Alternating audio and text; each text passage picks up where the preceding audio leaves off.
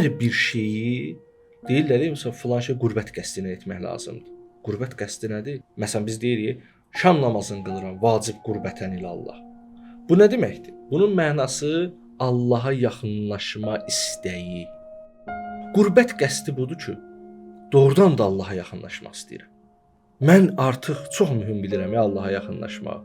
Bax, qürbət qəsdi budur. Əl-ayağa düşmüşəm ki, Allahıma yaxın olum. Biz heç bu sözü deyirik, fərqində deyilik. Namaz qılıram, vacib qürbətən ilə Allah. Dəstəmaz alıram, vacib qürbətən ilə Allah. Bunları biz deyirik, amma fərqində deyilik nə istəyirik. Dilimizdə deyib keçirik. Bunları bir formada deyib keçirik.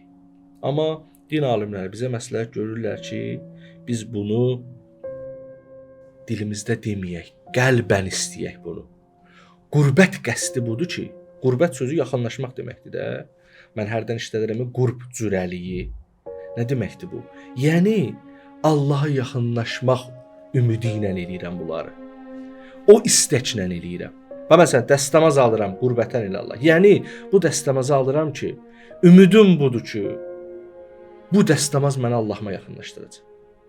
Sübh namazını qılıram qürbətən ilə Allah. Yəni Allaha yaxınlaşmaq ümidi ilə, Allaha yaxınlaşmaq istəyi ilə, bax bir istək yaranmalıdır.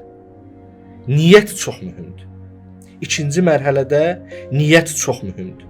Hər bir işdə bu niyyəti insan dilinə gətirməlidir və dilinə də söz gəlişi yox. Onsuz da biz bütün yerlərdə bunu deyirik.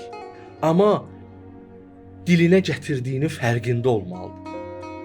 Deməlidir ki, mən dəstəmaz alıram qürbətən ilə Allah, amma yəni doğrudan da Allahım sənə yaxınlaşmaq üçün dəstəmaz alıram.